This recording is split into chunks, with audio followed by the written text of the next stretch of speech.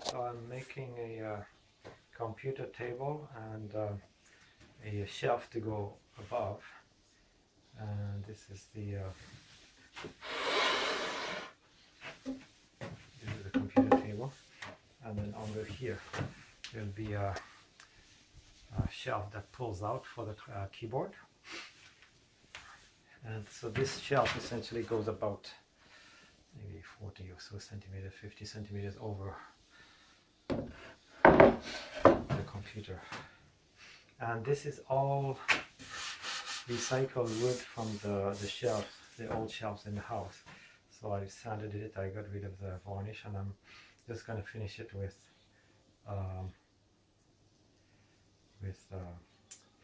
beeswax. And then you can see the end. So this here, it pulls out with the dovetail. And what I do is I put the screws in here, and that way when I push it in, it's a little bit hard. This is good. So when I push it in, you can't see the screws. And the back part,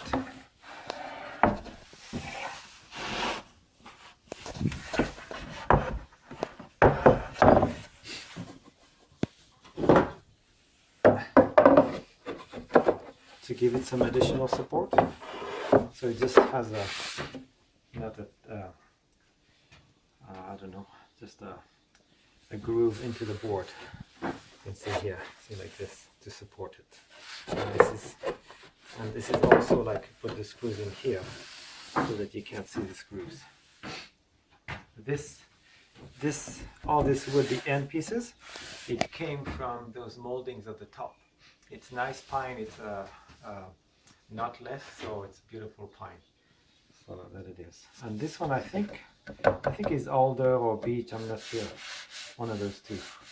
Very nice.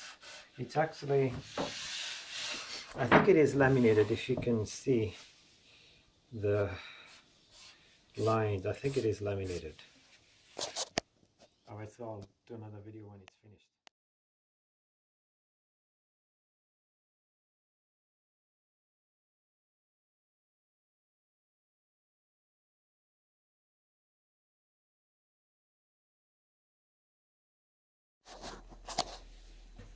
Alright, so this was the end part of the shelf. So it had some nail holes, and I removed the nails, of course, and then I made a hole with this here, and I plugged it with something like this. It was a rail guard for stairs, and then I sanded it, and now it's smooth. It's kind of a Japanese technique, I forgot what it's called, is when something is broken, you fix it, but you want the imperfection to actually show. And even when I drilled that one hole here, the drill doesn't have a big center, so it moved a little bit from the beginning, especially that I was drilling into the hole and there was nothing to hold the center, so it moved a little bit, but I plugged it with putty. And on the other side, so this was where the shelf came in, so I cut a piece and I plugged it in, and again I sanded it, and this is the groove to pull the shelf out, and made a little bit of a mistake here. When I pulled the router, I went sideways, so I'll plug this as well. So this is the shelf.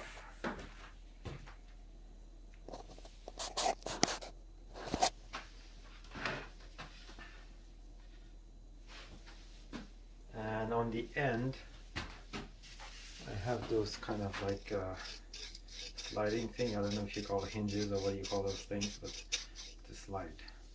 So they'll go like this here. And I'm planning to make a groove also in the end to fit them in.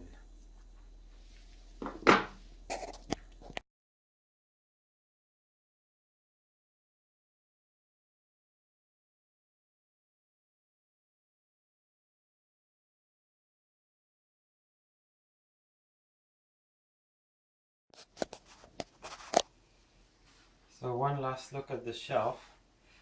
It's all installed now, and yesterday I added, not added, but I sprayed beeswax as a protection, and I was really shocked, surprised how it really enhanced the color of the wood.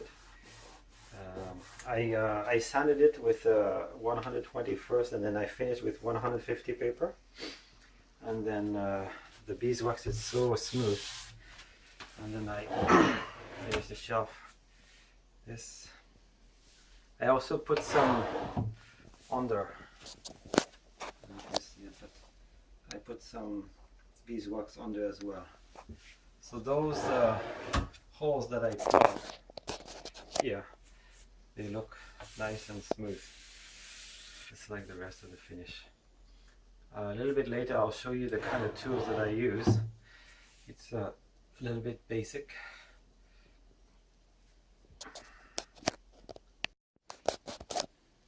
I forgot some important detail. Now that the shelf is finished, I have to actually make a hole in the table, unfortunately, for the cables, the computer cable. The big one is the for the monitor. It's quite big, so I need to make a hole. I was going to make a big 5 centimeter, but I'm going to use 2 holes, so make a long hole to get that cable in that hole, unfortunately. And I mentioned before, the wall here is a little bit concave, so there's a little bit of a gap behind, unfortunately, but that's how it is. All right. So today I'll introduce my work area. This is a new house. It has a kind of garage, but no doors. And I have very basic tools. This is just a cheap table, adjustable. I cut like maybe 40 bucks or so. My workbench, and I have a chop saw, this thing here, and it's good. It cuts wood or metal, so I use it. But the maximum size is only about a 2x4. That's it. Or I guess you can't even cut a 2x4 because you can see when they pull down, this thing gets in the way, right? So, and then of course I have a skill saw, and the skill saw has a guide. With the guide I cut, for example, this piece here, nice and straight. And then last year I bought a router with a set of bits, a sander, and a grinder. So these are all the tools that I have. Of course, there's like no limit to how much we can spend on tools. The most expensive was this. Obviously, it was only about 120 bucks or 110 bucks, not really expensive. And now they're only all 100 bucks. And I've got 2 cordless drills as well. And that's it. So I do all my work with those few tools.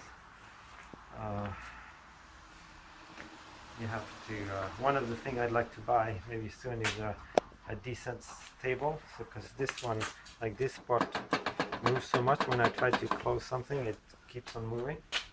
So maybe I'll get a solid table.